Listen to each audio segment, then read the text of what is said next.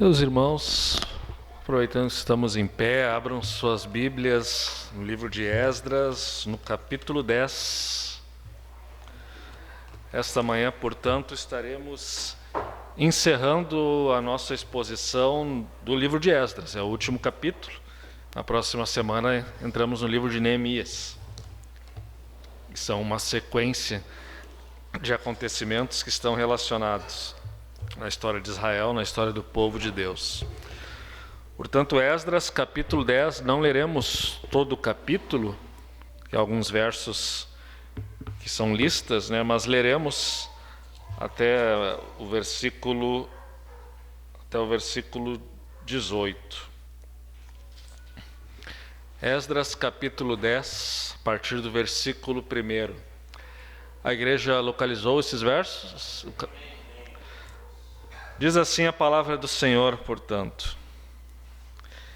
Enquanto Esdras orava e fazia confissão, chorando, prostrado diante da casa de Deus, ajuntou-se a ele de Israel muito grande congregação de homens, de mulheres e de crianças, pois o povo chorava com grande choro. Então Secanias, filho de Jeiel, um dos filhos de Elão, tomou a palavra e disse a Esdras: Nós temos transgredido contra o nosso Deus, casando com mulheres estrangeiras dos povos de outras terras. Mas, no tocante a isto, ainda há esperança para Israel. Agora, pois, façamos aliança com o nosso Deus, de que despediremos todas as mulheres e os seus filhos, segundo o conselho do Senhor e dos que tremem ao mandado do nosso Deus. E faça-se segundo a lei. Levanta-te, pois esta coisa é de tua incumbência, e nós seremos contigo. Sê forte e age. Então Esdras se levantou e ajuramentou os principais sacerdotes, os levitas e todo Israel, de que fariam segundo esta palavra, e eles juraram. Esdras se retirou de diante da casa de Deus e entrou na câmara de Joanã, filho de Eliasabe, e lá não comeu pão nem bebeu água, porque pranteava por causa da transgressão dos que tinham voltado do exílio. Fez-se passar pregão por Judá e Jerusalém a todos os que vieram do exílio, que deviam ajuntar-se em Jerusalém, e que se alguém em 3 dias não viesse, segundo o conselho dos príncipes e dos anciãos, todos os seus bens seriam totalmente destruídos, e ele mesmo separado da congregação dos que voltaram do exílio. Então todos os homens de Judá e Benjamim, em 3 dias, se ajuntaram em Jerusalém, no dia 20 do mês 9. Todo o povo se assentou na praça da casa de Deus, tremendo por causa desta coisa e por causa das grandes chuvas. Então se levantou Esdras, o sacerdote, e lhes disse: Vós transgredistes, casando-vos com mulheres estrangeiras, aumentando a culpa de Israel. Agora, pois, fazei confissão ao Senhor, Deus de vossos pais, e fazei o que é do seu agrado. Separai-vos dos povos de outras terras e das mulheres estrangeiras. Respondeu toda a congregação e disse em altas vozes: Assim seja, segundo as tuas palavras, assim nos convém fazer. Porém o povo é muito, e sendo tempo de grandes chuvas, não podemos estar aqui de fora. E não é isto obra de um dia ou 2, pois somos muitos os que transgrediram nesta coisa.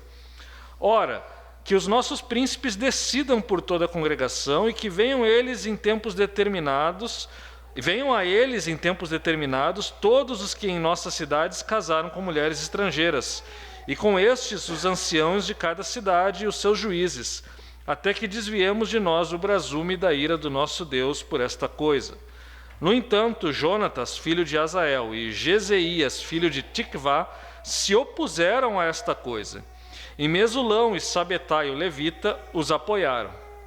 E assim o fizeram os que voltaram do exílio. Então Esdras, o sacerdote, elegeu nominalmente os homens, cabeças de família, segundo a casa de seus pais, que se assentaram no dia 1º do 10º mês para inquirir nesta coisa. E o concluíram no dia 1º do 1º mês a respeito de todos os homens que se casaram com mulheres estrangeiras. E acharam-se dentre os filhos dos sacerdotes estes que casaram com mulheres estrangeiras, dos filhos de Jesua, filho de Josadaque, e seus irmãos, Mesaés, Eliezer, Jaribe e Gedalias. E agora aqui vamos para o verso 43, que é o último. Ou melhor, 44. Todos estes haviam tomado mulheres estrangeiras, alguns dos quais tinham filhos destas mulheres. E até aqui a palavra do Senhor. Os irmãos podem tomar assento.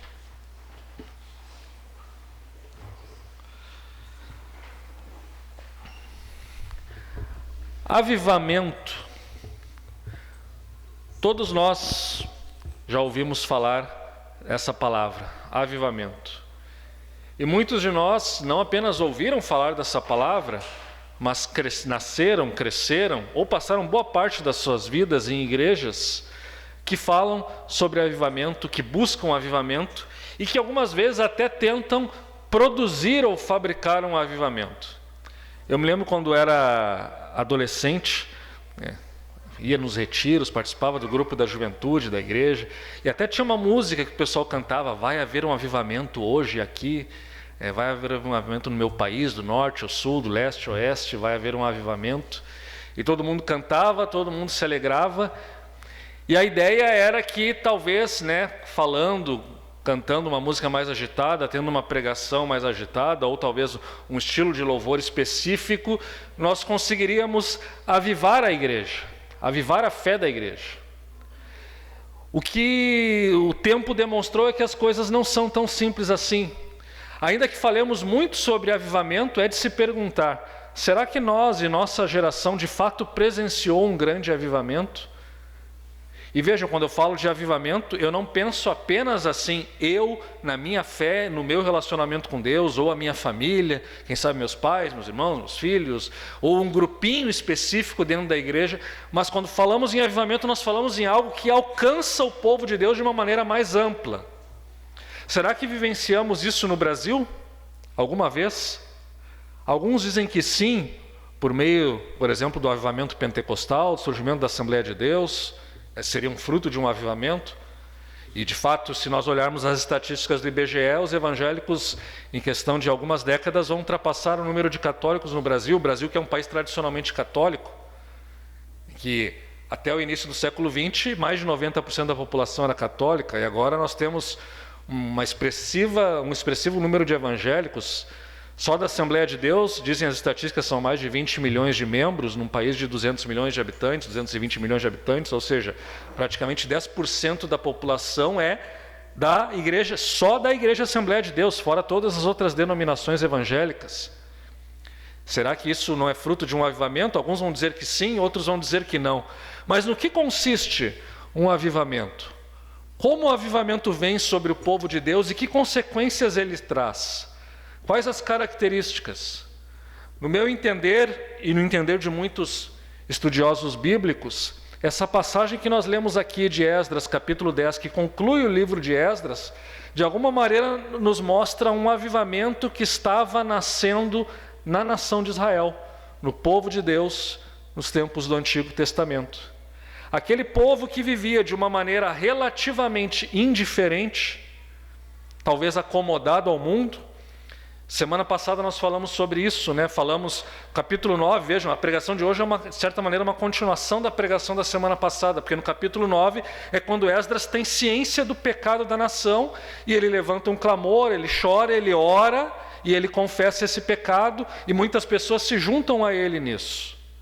Então nós temos ali um cenário em que a nação, após ter vivido um pequeno avivamento de retornar para a sua terra, de reconstruir o templo, em meio a forte oposição, ela parece que novamente se acomodou à cultura dos povos ao seu redor. Ela aparentemente estava tendo um relacionamento impróprio com as nações que cultuavam outros deuses, estavam ao redor de Israel. E isso, evidentemente, quando chega nesse nível do povo aceitar passivamente a cultura dos povos ao seu redor, é um sinal de que a sua fé está acomodada. Ela está acomodada à cultura. E se vocês lembrarem, semana passada eu falei daqueles modelos de relacionamento com a cultura, Cristo contra a cultura, o Cristo da cultura, Cristo acima da cultura, Cristo em paradoxo com a cultura, Cristo transformando a cultura. Parece que Israel estava vivendo um período assim de mais ou menos acomodação, ou seja, não exatamente isso, mas estava indo nesse caminho de uma acomodação, o Cristo da cultura, ou seja, o que acontece no mundo é obra de Deus, é bom e nós vamos valorizar isso, e o povo esquece que ele é chamado para ser diferente do mundo. O povo de Deus vive nesse mundo, mas ele é chamado a ser diferente deste mundo e, portanto, a produzir uma espécie de contracultura, ou talvez de transformar a cultura do nosso mundo. Israel aparentemente havia se esquecido disso, e isso se manifestava nos casamentos mistos. E aqui a Bíblia fala de casamentos com mulheres estrangeiras. A Rocio até brincava, né? Poxa, eu não vou nesse culto, né? Casamento com mulheres estrangeiras, né? Como se fosse uma questão de soberania nacional, ou cultura de um país, ou uma questão étnica.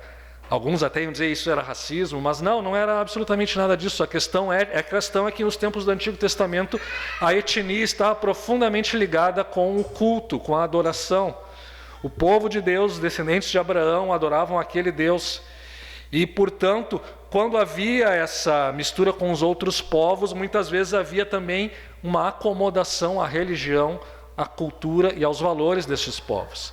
E como falei na semana passada, havia mandamentos explícitos na lei de Moisés para que o povo de Israel não só não se misturasse, como também destruísse aquela cultura que havia na terra de Canaã, que eles iriam possuir. Agora o povo estava voltando, o cenário era um pouco diferente. Não eram os mesmos povos que estavam em Canaã na época do Êxodo, mas eram outros povos que também cultuavam falsos deuses. E, portanto, a questão era se de fato se aplicava ainda os princípios da lei de Moisés, e a resposta sim, se aplicavam. O povo estava tendo um relacionamento impróprio, e esse relacionamento impróprio acabou levando então ao comprometimento da fé. A fé de Israel não iria permanecer pelas próximas gerações se essas alianças com os povos, com a cultura ao redor de Israel permanecesse e se fortalecesse. Portanto, era um cenário de apatia. Esdras chega a Jerusalém num cenário de apatia religiosa. Mas, ao perceber isso, a primeira coisa que ele faz, a iniciativa que ele toma é buscar a presença de Deus, confissão, a oração. E aqui, portanto, é por esses motivos, e nós falaremos mais sobre isso ao longo da mensagem, é que nós entendemos que aqui em Esdras capítulo 10 nós temos os princípios de um avivamento que aconteceria sobre o povo de Israel, avivamento esse que também vai ser relatado no livro de Neemias. Essa mensagem, de certa maneira, será abordada em outros aspectos, com mais profundidade, quando nós abordarmos o livro de Neemias, no qual nós vemos a consumação de um avivamento que estava começando aqui, neste momento de apatia espiritual. Então eu quero falar aqui brevemente sobre o texto em si, expor aqui o contexto e até para tirar dúvidas, porque certamente à medida que nós fomos lendo o capítulo 10, os irmãos devem ter ficado aqui, não, espera aí um pouquinho, o que é isso? O que eles estão fazendo? O que vai acontecer com essas mulheres, com essas crianças? Eu sei que perguntas desse tipo surgem na nossa cabeça.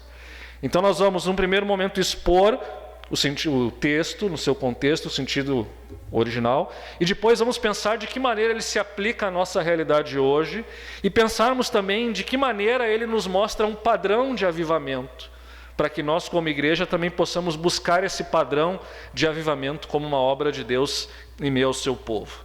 Então, olhando no texto, nós vemos em primeiro lugar Esdras orando, chorando, continuação, portanto, daquela oração que está registrada no capítulo 9, e ele está lá no templo, diante do templo, né? O templo tinha uma grande praça na frente dele, onde o povo se reunia, a congregação, né? Se congregava ali, e ele estava ali, e vendo isso, uma grande multidão de homens, mulheres e até mesmo crianças de Israel se ajuntaram a ele e compartilharam da sua tristeza e choro. O verso 1 nos diz, pois o povo chorava com grande choro. Nós vemos aqui, portanto, que Israel parece que teve um despertamento, uma conscientização. Nós estamos pecando. E o nosso pecado não é coisa simples, porque à luz da lei de Moisés, esse pecado é um pecado grave. Estamos nos afastando de Deus. E o povo se junta a Esdras nesse choro, e eles entendem, talvez de uma maneira mais simples, mas o fato é que eles entendem que, por estar violando os mandamentos de Êxodo e Deuteronômio, em que Deus ordena que o povo de Israel não se misture com aqueles povos e não cultue os deuses daqueles povos e não faça alianças com aqueles povos, eles entendem que, por estarem violando esse mandamento, vai acontecer com eles o mesmo que aconteceu com o povo de Israel há mais de 100 anos antes, quando então a Babilônia veio, destruiu Jerusalém, destruiu o templo, destruiu a nação e os levou para o exílio. Eles estão conscientes, portanto, estão com esse temor de que Deus trará novamente o juízo sobre a nação por causa do pecado, e assim eles choram, assim eles tremem, e assim eles reconhecem o seu pecado. E de certa maneira, num primeiro momento eles estão ali chorando e eles não veem perspectiva. Eles pensam, não, agora o mal está feito e seremos destruídos. Mas então, dentre o povo, uma pessoa se levanta. A Bíblia nos fala aqui, ele não é mencionado em outros lugares, mas nos diz que Secanias, filho de Jeiel, um dos filhos de Elão, tomou a palavra e disse a Esdras. O próprio povo, após Esdras confessar o pecado, após Esdras expressar essa tristeza pelo pecado da nação e se ajuntar a ela nesse pecado, na confissão desse pecado, como se ele mesmo tivesse pecado, apesar dele não ter pecado, mas ele se coloca junto como alguém responsável por isso, como um pecador. Após Esdras fazer essa oração, dentro do povo, o povo tem iniciativa. Percebam que ponto importante aqui. Não é simplesmente a liderança que se levanta. Não é simplesmente a liderança que sai atrás das pessoas, mas o próprio povo, a partir daquele contexto, toma uma iniciativa. A ideia não vem de Esdras no primeiro momento.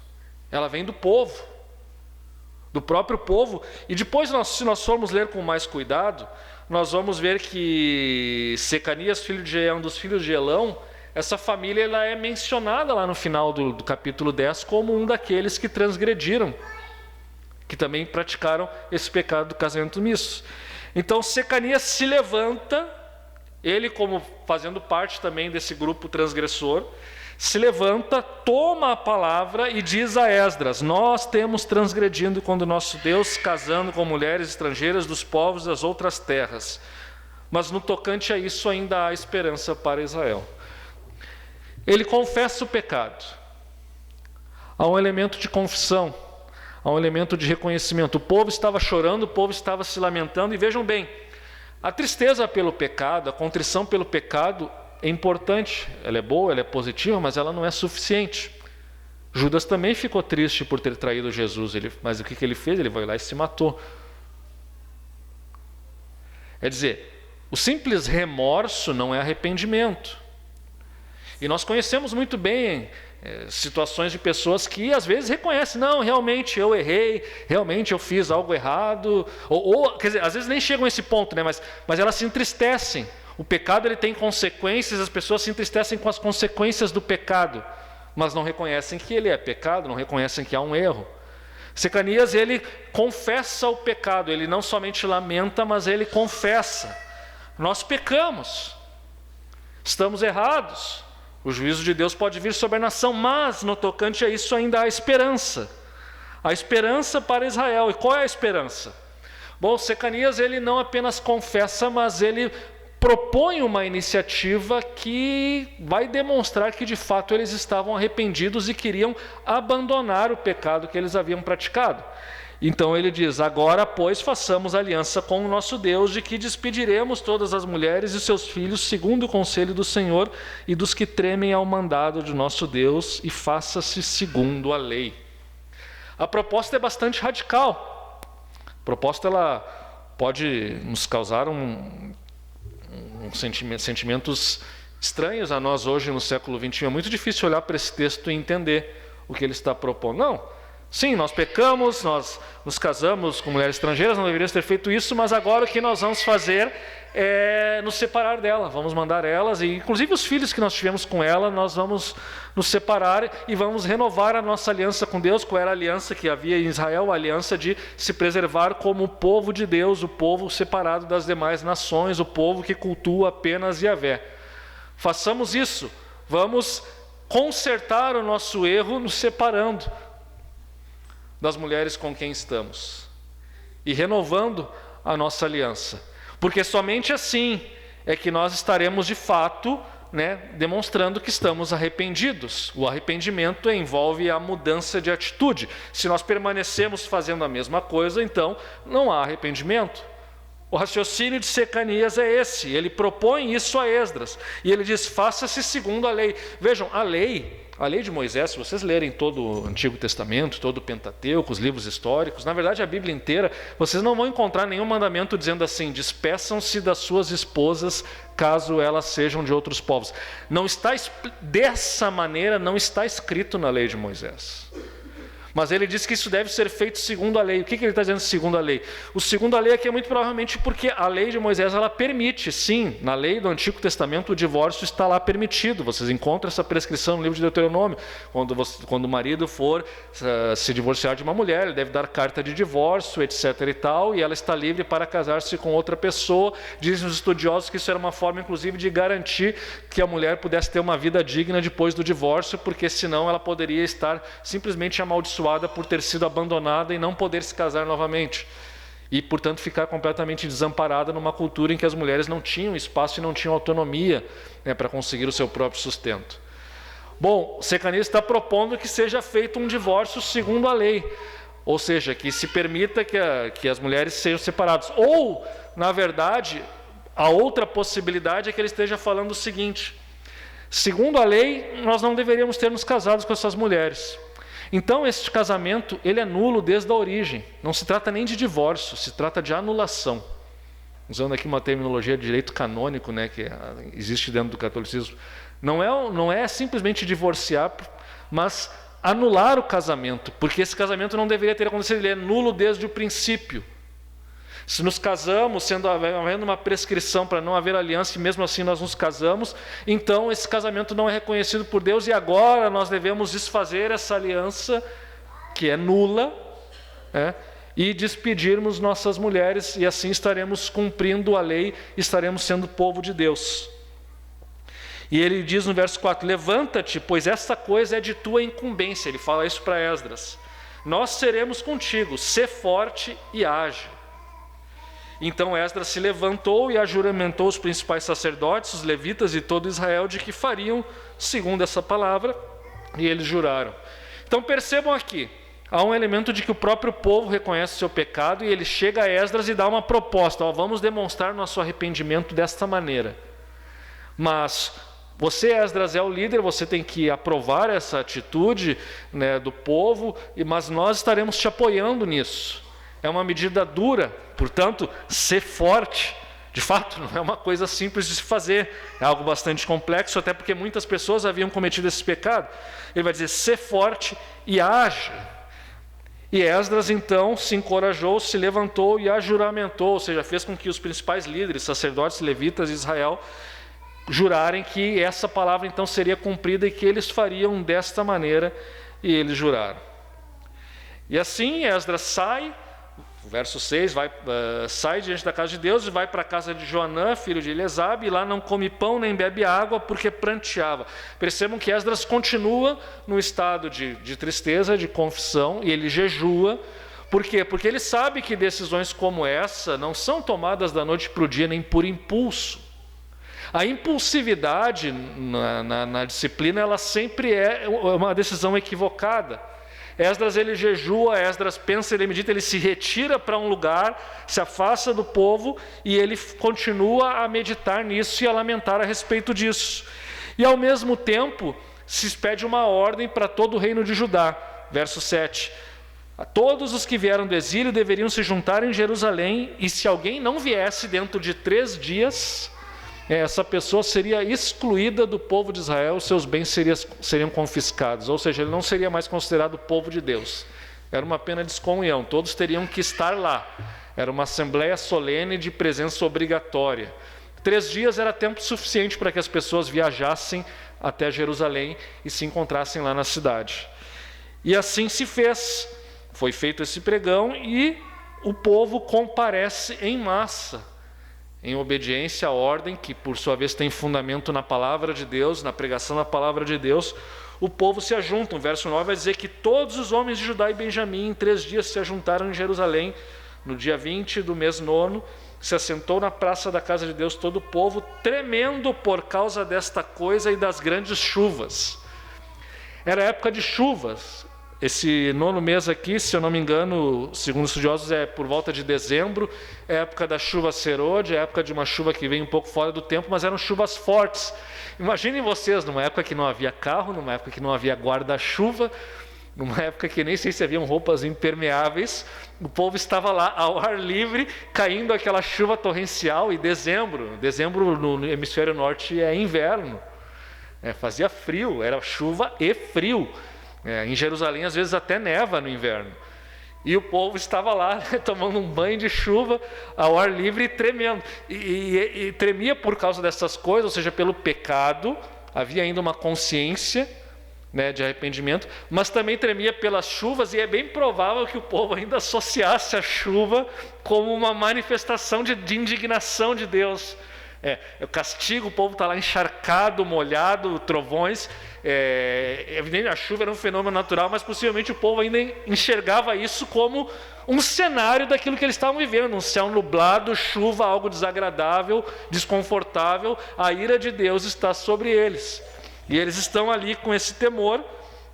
E Esdras então se levanta e fala: vocês transgrediram, vocês casaram-se com mulheres estrangeiras, vocês estão envolvidos com o mundo de uma maneira inadequada, que não deveria ser. Agora façam confissão ao Deus de vossos pais e separem-se dessas mulheres. E o povo, qual é a resposta do povo? Não vamos fazer isso, nós não aceitamos, isso é um absurdo. Não. O povo responde unanimemente em altas vozes: assim seja segundo as tuas palavras. Mas o povo faz uma proposta, uma contraproposta. Na verdade, ele acolhe, mas ele sugere que isso seja feito com cuidado. E não de uma maneira assim, intempestuosa, de uma maneira assim, radical, de uma maneira que não analise a situação concreta das famílias, mas que, pelo contrário, o tempo que eles estavam vendo era um tempo de chuvas, eram muitos os transgressores, e não dá para resolver esse assunto em 1 ou 2 dias. Então eles pedem para que os príncipes decidam e que as pessoas periodicamente, cada povo, cada vila, suba até Jerusalém e estejam presentes diante dos juízes e dos príncipes, e cada caso será analisado individualmente pelos príncipes e juízes, e as pessoas então vão fazer conforme for decidido por esses príncipes e juízes. Ou seja, não se trata pura e simplesmente de não, está todo mundo em pecado, manda essas mulheres todas embora e está resolvido o problema, é assim que Deus quer. Não, eles sabem que a lei, ela é abstrata, ela tem uma regra que é abstrata, mas não é possível ser justo sem analisar cada caso concreto, sem ouvir as pessoas, sem examinar. E por que é feito esse exame? Porque muito provavelmente, ainda que a lei dissesse que era pecado casar-se com mulheres estrangeiras por causa do envolvimento cultural, muito provavelmente, como já aconteceu no Antigo Testamento, em alguns desses casos a mulher adotou a religião de Israel. Ela estava servindo o Deus de Israel. Em muitos casos, não sei se muitos ou poucos, mas em alguns casos pode ter ocorrido a conversão.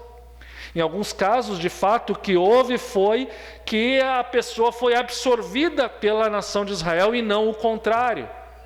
Então, talvez nesses casos, a separação não fosse necessária, porque houve conversão. E a Bíblia nos narra alguns episódios em que isso acontece. Por exemplo, Raabe era uma cananeia, em tese ela deveria ter sido exterminada junto com toda a população de Jericó, mas ela demonstra fé em Deus e ela acaba se tornando inclusive uma ascendente, do rei Davi. Da mesma forma, o episódio de Ruth, uma moabita, aliás, Moab é um dos povos que é mencionados aqui, ela adota o Deus da sua sogra e vai viver com ela, e ela depois também se torna uma antepassada do rei Davi. Há alguns casos, portanto, na Bíblia que isso é relatado e que isso aconteceu. Talvez por isso, então, o povo se reúne perante os juízes e seja feito um certo exame do caso concreto. Porque se no final das contas a questão não era étnica essencialmente, mas era uma questão religiosa e cultural, então, quando a pessoa de fato adora o Deus de Israel e serve ao mesmo Deus, então não era necessário tomar nenhuma medida. Ou talvez fosse necessária a repreensão, mas talvez não fosse necessário tomar a medida mais extrema, que seria o divórcio, a separação ou a anulação do casamento, não importa como nós chamemos. Se foi isso ou não, se foi esse o motivo ou não, nós não sabemos, o texto não diz. Mas o texto nos diz que, de fato, as pessoas foram e compareceram perante os juízes e foi analisado caso por caso para ver se era de fato a situação de despedir as esposas. Mas, em meio a isso tudo, em meio a essa concordância geral, houveram pessoas que se opuseram a isso. É o que nos diz o verso 15. No entanto, Jonatas, filho de Azael, e Jesaías, filho de Tiquivá, se opuseram a esta coisa, e Mesulão e Sabetai, levita, os apoiaram. Houve oposição. E aqui, parece que o texto bíblico não foi muito claro, ele foi bastante ambíguo. Ou seja, não fica claro no texto a que essas pessoas se opuseram. Elas se opuseram a despedir as mulheres ou elas se opuseram a esperar que venham as pessoas caso por caso a Jerusalém e que os juízes analisem caso por caso? Em outras palavras, se opuseram ao procedimento ou se opuseram à ideia da separação? Faz bastante diferença. É bem possível que, como esses nomes aqui não são mencionados na lista de transgressores, é possível que a oposição deles tenha sido ao procedimento, ou seja, eles estavam com sangue nos olhos. Não, tem que mandar todo mundo embora, tem que fazer isso agora, porque nós estamos em pecado. Era aquele cara radical, aquele cara que talvez queria ser mais santo do que Deus e queria uma decisão agora, imediato, e nós não podemos esperar, porque a ira de Deus está sobre nós. É aquela pessoa que pensa assim, não, nós temos aqui a lei se aplica a todo mundo, igualmente eu tenho que fazer isso agora, imediatamente. E tem que fazer, ou seja, a aplicação cega da lei. Mas não é apenas o direito que nos diz, os juízes, os magistrados, mas também a própria ética. E a ética cristã, quando nós vamos para o seminário, estudamos ética e ética cristã, nós entendemos e aprendemos que a ética, ela consiste em princípios que Deus nos dá, ou que a ordem natural nos dá, e consiste também na análise da situação concreta para ver se aqueles princípios se aplicam na situação concreta e se de fato a aplicação daqueles princípios não vai causar uma injustiça pior. A ética exige que os casos sejam analisados no caso concreto. Não é uma ética apenas situacional, não é que a ética seja relativa, a ética cristã seja relativa, mas ela significa que o povo de Deus precisa ter sabedoria para aplicar, porque às vezes a letra da lei não se aplica da maneira como se imaginava. Se fosse assim, os juízes seriam desnecessários, inclusive. Em uma lei é só aplicar mecanicamente, mas não. A ética, a lei, os julgamentos, eles não são mecânicos. Não é um raciocínio lógico matemático. Não existe isso. Se pensava, na época do iluminismo lá, o modernismo, se pensava, né, que não, que as leis a gente faz códigos e vai ter uma aplicação exata, lógica, igual para todos. Isso não existe, isso é uma ficção, é impossível. Possivelmente, então, essas pessoas eram pessoas que já queriam que fosse resolvido o problema ali mesmo, no meio da chuva, manda ele embora, e por isso eles se opuseram. Esse é o motivo da oposição, mas o fato é que prevaleceu a ideia de que as pessoas deveriam subir a Jerusalém e deveriam vir com os anciãos, com os príncipes, com os líderes, estar diante dos juízes e diante de Esdras, e iria ser feita uma análise de cada caso. E assim se fizeram, verso 16, os que voltaram do exílio. Então Esdras, o sacerdote, elegeu nominalmente os homens, cabeças de família, segundo a casa de seus pais, que se assentaram no primeiro dia do 10º mês, para inquirir nesta coisa, e o concluíram no dia 1º do 1º mês a respeito de todos os homens que casaram com mulheres estrangeiras. O tempo foi relativamente curto, em 75 dias mais ou menos, eles analisaram todos os casos. Chegaram, os juízes analisaram, e aí nós temos depois disso uma lista aqui, a partir do verso 18, uma lista daqueles que transgrediram. Acharam-se entre os filhos dos sacerdotes, e aí ele começa pelos sacerdotes, pelos levitas, e depois ele vai os cantores, os porteiros, e depois para o próprio povo de Israel. Então percebam vocês, meus irmãos, que o pecado estava disseminado em toda a nação, em todo o povo de Deus. Ele envolvia a liderança, ele envolvia os sacerdotes, ele envolvia os levitas, ele envolvia os cantores, os porteiros, ele envolvia o povo, pessoas de todos os tipos. Agora vocês vão dizer assim: poxa, Rodrigo, aqui tem uma lista aqui de vários nomes, quantas pessoas são? Bom, os comentaristas comentam, se eu não me engano, são 100 e poucos casos aqui que são colocados aqui. Foram só esses os casos ou haviam mais? Essa lista é uma lista exemplificativa ou é uma lista exaustiva? Ou seja, ela relata todos os casos ou ela apenas seleciona os mais importantes? Não sabemos. A verdade é que o texto bíblico não diz isso com clareza.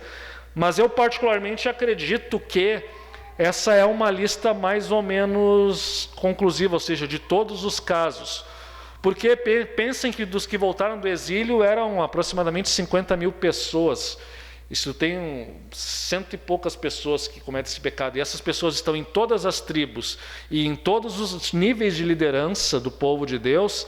Ainda que numericamente sejam pequenos, elas têm um impacto sobre o todo do povo. E 50 mil pessoas é um público bastante pequeno. Não é um público tão grande assim. Então me parece que aqui nós temos o risco de que um pouco de pecado cresça e se expanda. E além disso, essas pessoas, por terem talvez posições importantes, elas podem ter causado um impacto cultural e religioso muito grande sobre o povo de Israel. E por isso, talvez essa lista represente todos aqui. Ou pode ser que, além disso, haviam outros casos, mas os outros casos, talvez por não envolverem a adoração dos falsos deuses, eles acabaram não entrando nessa lista aqui, e aqui entraram apenas aqueles casos em que de fato havia necessidade de divórcio, porque houve, inclusive os filhos, as famílias já estavam cultuando, já estavam apostatando, já havia um sincretismo. O que é o sincretismo? É a mistura. O brasileiro sabe muito bem o que é isso, né? Ele vai, às vezes, aqui na igreja católica e vê as pessoas adorando os orixás, né? Ou vem as pessoas, não, eu sou espírita, mas eu sou católico. Como assim? É radicalmente oposto espiritismo, umbanda, religiões afros ao catolicismo. Não apenas as religiões evangélicas, ao catolicismo também. Não tem absolutamente nada a ver. Mas o que acontece? Na nossa cultura a gente vai se envolvendo, né? E isso leva então a uma mistura a tal ponto que o catolicismo brasileiro, o catolicismo latino-americano é muito diferente do catolicismo europeu e norte-americano, por exemplo. Bastante diferente. Por quê? Porque há esse sincretismo. Em Israel, muito provavelmente estava acontecendo isso, esse sincretismo, e quando isso acontece, é necessário que se tomem medidas. E o povo toma essa medida. Não. Agora, num caso talvez em que o povo cultuasse o mesmo Deus, em que não havia isso, mas houve uma conversão verdadeira e definitiva à fé, é bem possível que então tenha se permitido que se continuasse com os casamentos. Mas vejam bem, o texto não diz isso. Nós estamos aqui especulando que isso possivelmente tenha acontecido. Por quê? Porque nós estamos pensando aqui não apenas à luz de Esdras 10, mas à luz de toda a Escritura. Nós estamos pensando à luz do que a lei dizia, estamos pensando à luz do que o povo de Israel viveu e foi ensinado, estamos pensando também até à luz do Novo Testamento e do caráter e do ser de Deus. E nós percebemos que o problema essencial desses casamentos era a fé do povo de Israel, era a cultura da nação, era a identidade do povo de Deus que estava sendo ameaçada. E aqui nós entramos então na questão: mas Rodrigo, e aí? O que nós fazemos com esse texto hoje? O que acontece? Então eu saio mandando as pessoas se separarem, né? Mas o divórcio não é que a Bíblia condena o divórcio. Como é que eu vou... Esdras estava certo, ou será que o texto está relatando algo que Esdras fez errado? O povo agiu mal, o povo pecou em fazer isso, em mandar que eles mandassem embora suas mulheres e seus filhos só porque eles não professavam a mesma fé.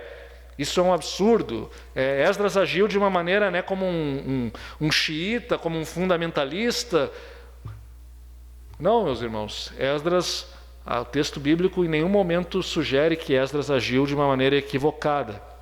Mas para entendermos esse texto, tanto naquele período, porque mesmo naquele período, há mais de 2.500 anos atrás, é uma palavra muito forte. E ela não se repete em nenhum momento do Antigo Testamento. Mas para entendermos então, nesse contexto daquele tempo e no nosso contexto de hoje, temos que pensar o seguinte: a narrativa de Esdras e Neemias, ela nos mostra o povo voltando para reconstruir Jerusalém. É um novo êxodo, um segundo êxodo, no qual Israel estava recapitulando os passos do primeiro êxodo. E lá no primeiro êxodo, quando o povo sai do Egito e Deus promete uma terra, o que nós temos lá? Uma lei que diz: o povo que vive em Canaã é um povo perverso, é um povo mau, é um povo que faz atrocidades, é um povo que sacrifica os seus próprios filhos aos falsos deuses. Vocês não podem fazer aliança com eles, pelo contrário, vocês têm que exterminar esses povos. Não se misturem. E o povo vai com Josué e conquista a terra e faz uma conquista parcial. Ele não elimina aqueles povos de lá, e a partir daí o povo de Israel se envolve, peca, e as gerações sucessivas são gerações de pecado, idolatria, Israel adotando as religiões dos povos ao seu redor, ou dos povos com os quais ele se misturou. Agora em Esdras nós temos novamente o povo voltando, é obra de Deus. Deus fez um milagre, Deus tocou no coração de Ciro, rei da Pérsia, e agora o povo pode voltar, o povo pode reconstruir a sua cidade, o povo pode retomar a sua terra. Só que agora, nessa conquista, os povos que estão lá não são os mesmos povos que estavam em Canaã quando Josué conquistou a terra. Agora os povos que estão lá são outros povos que foram levados pelos babilônios, pelos assírios, outros povos que invadiram a terra, outros povos que eram vizinhos. E agora não há um mandamento para que eles exterminem aqueles povos. Mas por outro lado, continua válido o princípio da lei: não se misturem com esses povos, tanto que eles mencionam. Esdras, na sua oração no capítulo 9, ele menciona um texto de Deuteronômio: não se misturem com esses povos, não procurem a paz desses povos. Agora, portanto, eles aplicam a lei de uma outra maneira. E vejam, por se tratar novamente de um êxodo, de uma volta para a terra, de uma fundação do povo, Israel estava refundando a nação.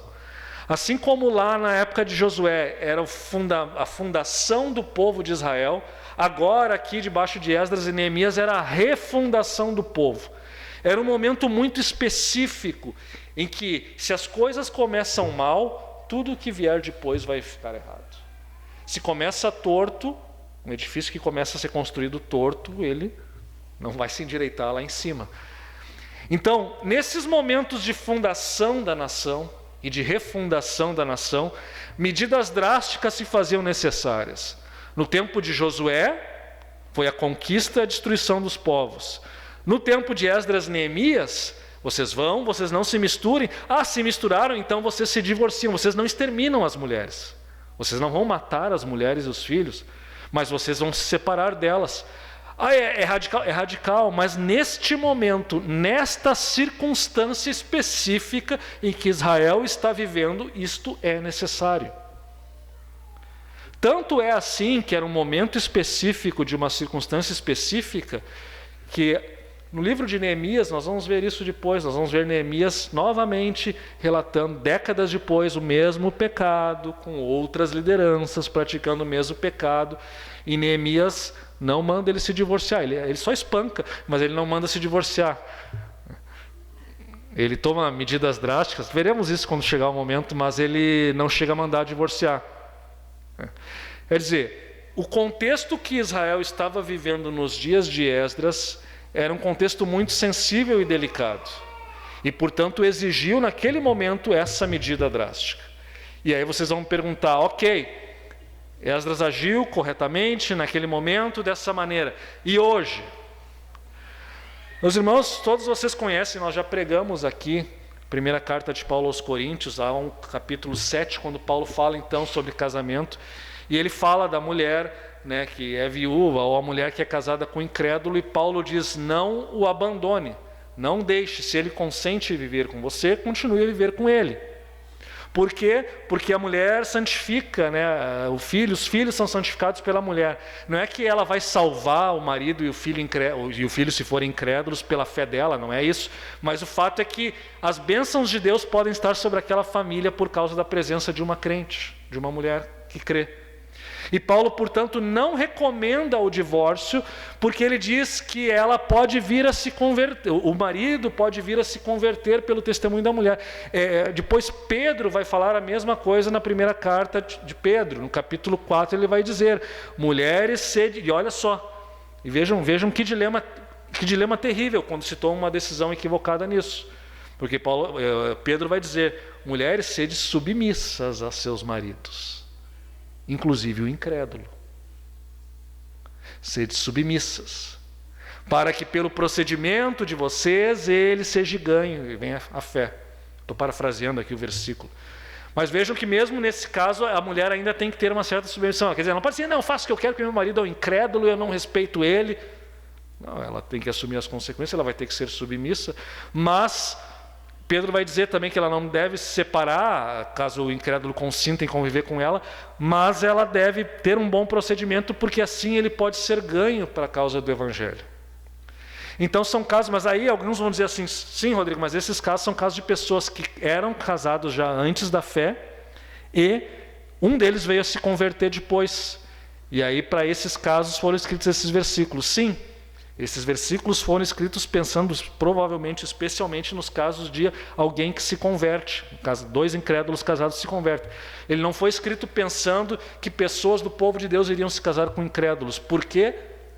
Porque, na verdade, à luz de tudo aquilo que foi pregado na semana passada, desde Gênesis, passando pela lei, passando por Esdras e depois pelo Novo Testamento, o povo de Deus se casa sempre com pessoas que professam a mesma fé.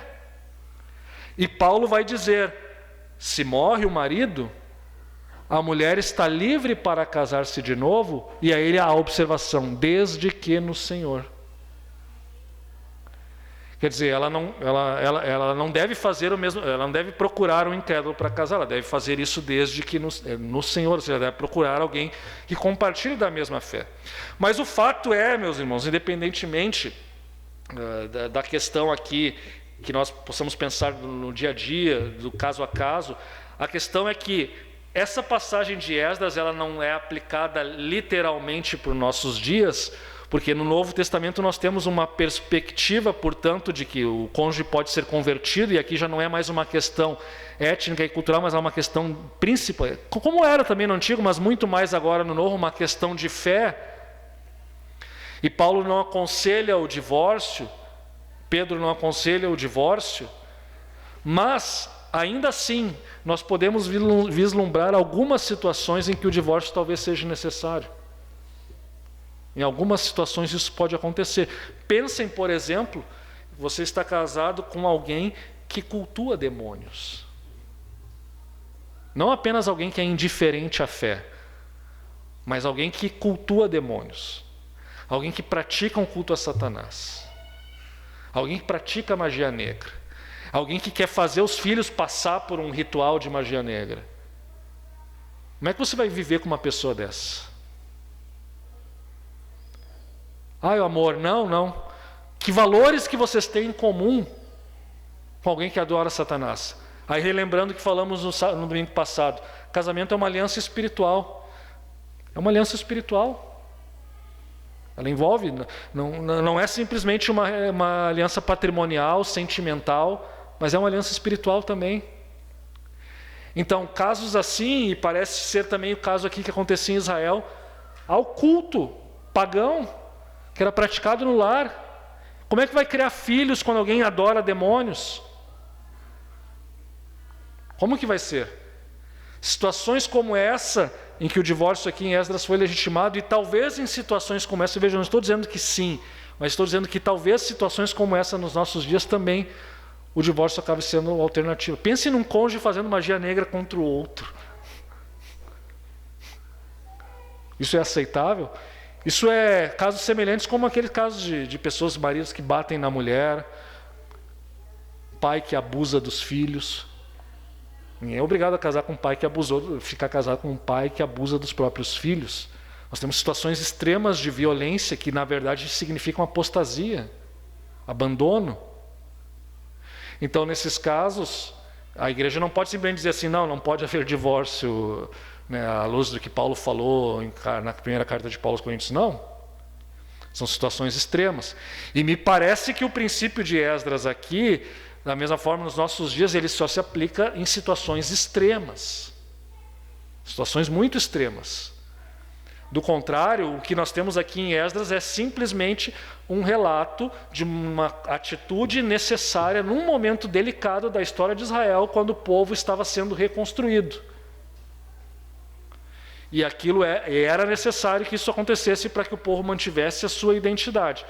E lembrando também que se tratar de uma anulação de casamento, nem de divórcio nós estaríamos falando aqui. Mas sim de uma anulação de casamento. E aí talvez você se pergunte, mas e as crianças, os filhos? Bom, no mundo antigo, geralmente quando a mulher era divorciada, ela voltava para a sua própria família. É difícil imaginar aqui que o povo simplesmente tenha mandado a mulher, fica aí de mãos abanando com crianças e morra de fome. É difícil de imaginar que isso tenha acontecido numa aliança com o povo de Deus e num momento de avivamento. Evidentemente que isso não aconteceu. Mas o fato é que o povo teve que tomar medidas, teve que literalmente cortar na carne, teve que tomar uma medida muito dura e muito drástica. E o povo se dispôs a fazer isso e fez. E aqui volto, e nós estamos já indo para o encerramento. Eu volto aqui, né, no ponto que eu falei lá no início, o avivamento. Por que Esdras 10, então, é um relato de um avivamento que está nascendo no povo de Israel? Avivamento esse que vai se protrair por algumas décadas, por alguns anos, que nós veremos isso mais claramente ao longo do livro de Neemias. Por que está iniciando um avivamento? Porque nós temos ali diversas características desse episódio tão duro e ao mesmo tempo tão triste em muitos sentidos. Nós temos também sinais de um avivamento. E aqui eu pego a definição do pastor Franklin Ferreira sobre avivamento, que é muito útil. Ele diz o seguinte: avivamento é um poderoso e soberano derramamento do Espírito Santo sobre a igreja local, em resposta às orações dos cristãos, no qual essa igreja é completamente transformada, passando por uma reforma doutrinária e de santificação, que resulta em muitas conversões simultâneas e na transformação radical da cultura ao redor, por meio de missões, educação e reformas sociais. Agora vejamos se esses elementos estão presentes aqui no capítulo 10. Em primeiro lugar, avivamento é um poderoso e soberano derramamento do Espírito Santo sobre a igreja local. Bom, quando a gente fala aqui de igreja, a gente está falando sempre do Novo Testamento, mas Israel era o povo de Deus, era a igreja do Antigo Testamento. Há um derramamento do Espírito Santo sobre Israel? Sim. De que maneira nós vemos isso? Por meio da comoção nacional do povo. O povo se juntou a uma só voz e se dispôs a seguir as duras recomendações de Esdras e de alguns líderes. O povo está ali e o povo está contrito. Isso é um sinal da obra do Espírito Santo. A confissão, o arrependimento dos nossos pecados é um sinal de que o Espírito Santo está agindo em nosso meio. E vejam, é um ato soberano. Esdras não fabricou avivamento. Secanias não fabricou avivamento. O povo não fabricou avivamento. A gente não pode fabricar, a gente não pode produzir. Eu não posso dizer vai haver um avivamento hoje aqui. Eu não posso dizer isso. Por quê? Porque o avivamento é uma obra soberana de Deus. Outros momentos da história de Israel viveu essa frieza também e não houve avivamento nenhum. Por que houve aqui com Esdras? A resposta é: não sei, mas houve. Deus queria reconstruir a nação. Sim, tudo isso é verdade. Mas Deus escolheu aquele momento específico para trazer um avivamento. É uma obra soberana. Além disso, ela vem em resposta às orações. Capítulo 9, nós vemos Esdras confessando o pecado, chorando, se entristecendo, e depois nós vemos o povo se ajuntando a ele em uma só voz, orando, clamando e lamentando. Se o povo não orasse, o avivamento não viria. Gravem isso, meus irmãos, sem oração não há avivamento. Geralmente nos nossos estados de apatia espiritual, nós oramos pouco, oramos menos. Por isso que a igreja procura promover periodicamente reuniões de consagração, como nós vamos fazer aqui agora com os homens, depois com toda a igreja. reuniões de PG, onde as pessoas se unem para orar. Por isso que se ora no culto, por isso que dizemos que as pessoas têm que orar em casa. Porque se não houver oração, não vai haver avivamento, ninguém se engane. Quem não ora não pratica a fé. É em resposta às orações dos cristãos, no qual a igreja, o povo de Deus, é completamente transformado, passando por uma reforma doutrinária e de santificação. Nós vemos aqui Israel se conscientizando e dizendo: olha, de fato temos transgredido, precisamos abandonar o nosso pecado, vamos aplicar a lei de Moisés, a palavra de Deus na nossa vida. A palavra falou com o coração do povo e eles querem viver, eles promovem uma transformação radical, mais radical do que mandar que alguns homens separem-se de suas mulheres. É difícil ver algo mais radical do que isso, mas de fato acontece uma transformação bastante radical. Isso vai ter impacto na vida da nação. Isso vai ter impacto na santificação, vai ter impacto no culto, vai ter impacto na educação das próximas gerações. Há uma mudança na postura do povo, na sua ética, na maneira como vive. E isso resulta em com muitas conversões simultâneas. Bom, a perspectiva hoje, o Novo Testamento é mais ampla que em Israel. Israel era mais fechado em si mesmo. Mas dentro do povo era necessário que houvessem conversões. E nós vemos então que o povo vai, o povo reconhece, o povo abandona o seu pecado. E isso acontece ali, naquele momento, naquele ato de clamor. E depois 3 dias que o povo se reúne todo na praça e confessa e aceita. E professa a fé e renova a sua aliança com Deus, que estava meio adormecida, meio desanimada. Eles se renovam.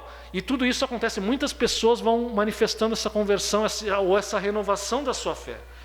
E por meio disso há, por fim, então, uma transformação radical da cultura ao redor por meio de missões, educação e reformas sociais.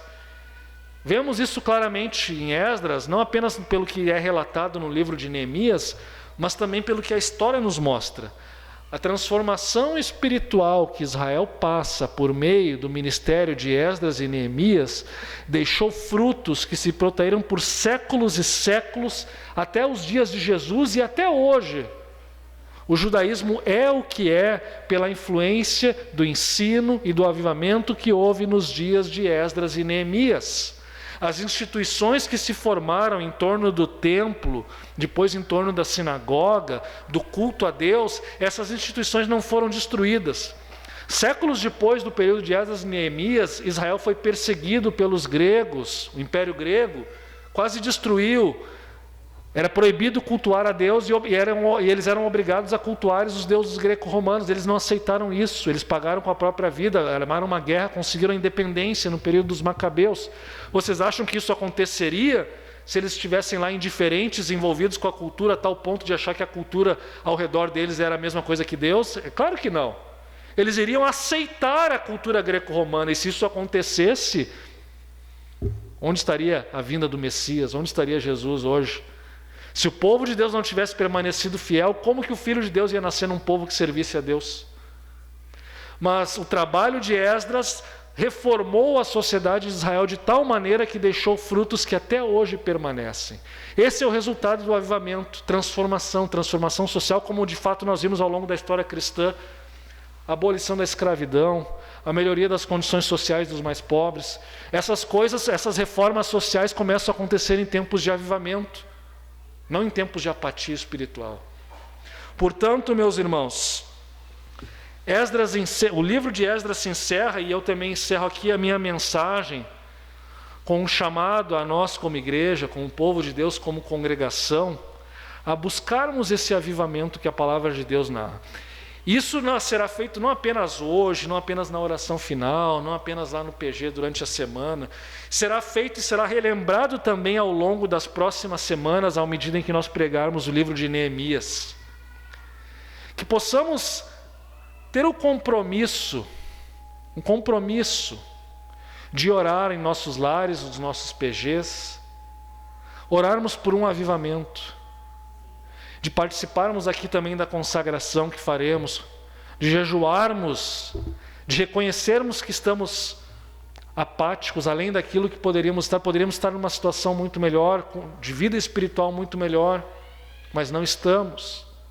Quando reconhecemos isso e clamamos por Deus, Talvez Deus não mande um avivamento, talvez Ele apenas, entre aspas, renove a nossa fé aqui.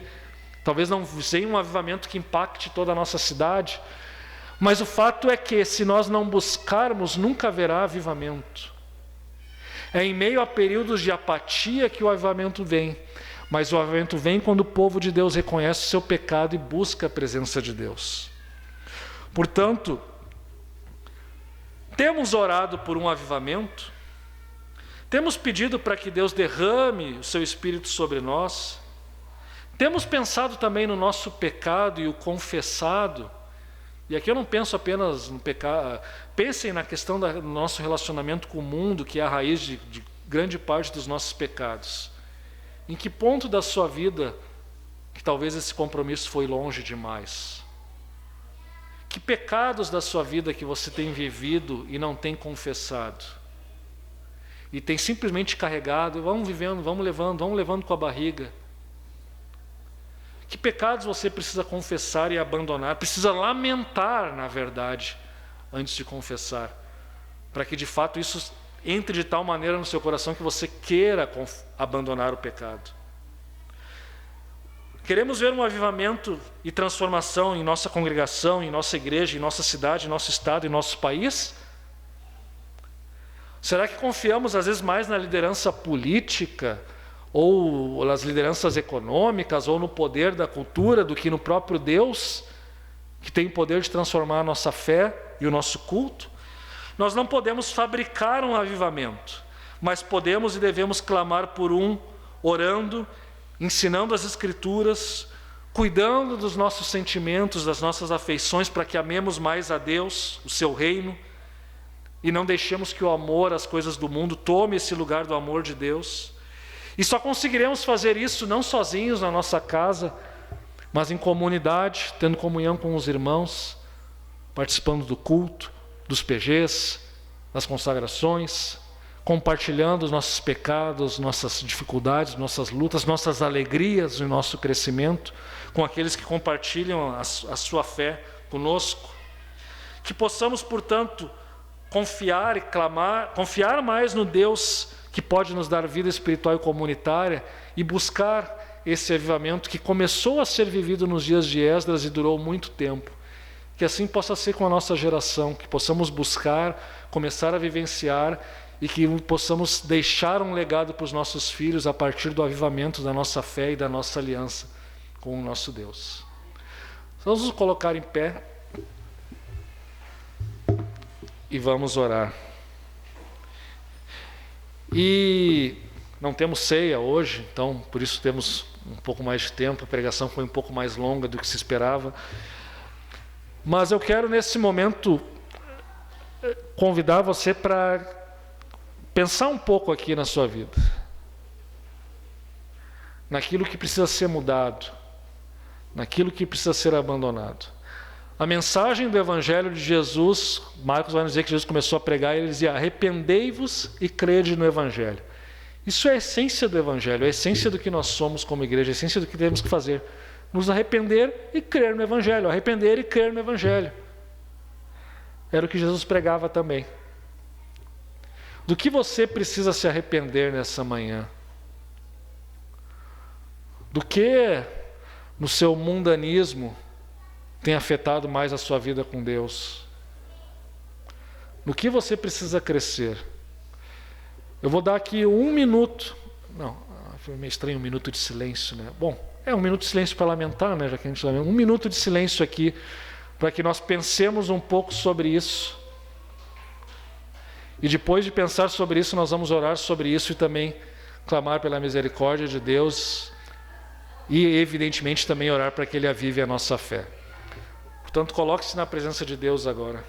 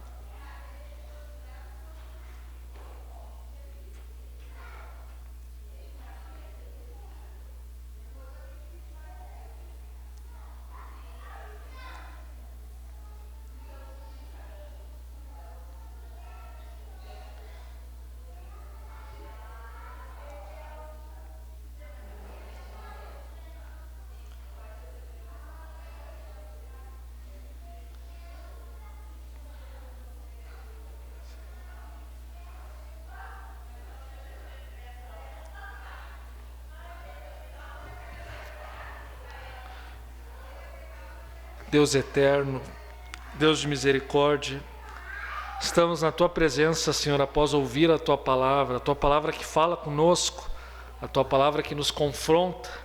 Ela também nos consola ao mesmo tempo em que nos confronta. Ela nos leva ao arrependimento, ela nos leva à confissão. Ela nos leva a uma mudança de vida como fruto desse arrependimento. Nessa manhã, Senhor, Tu que sondas e conhece os nossos corações, Tu conhece os corações de cada um que está aqui essa manhã.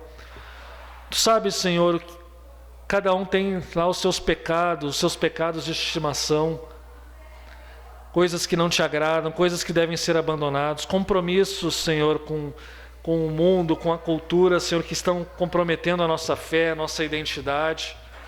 Tu sabes, Senhor, onde temos pecado. Tu sabes, Senhor, onde temos falhado.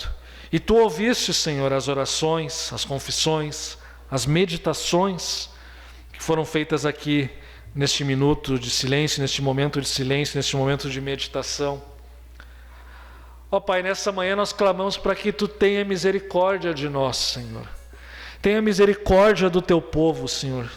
E se alguém há aqui que está com o coração endurecido, Senhor, em que a palavra não toca no seu coração, que a palavra não lhe leva, Senhor, ao arrependimento e à confissão, ó Pai, que Tu possa, pelo Teu Espírito Santo, tocar, que Tu possa, Senhor, abrir o coração, que Tu possa entrar, que Tu possa levar ao arrependimento e à confissão, Senhor.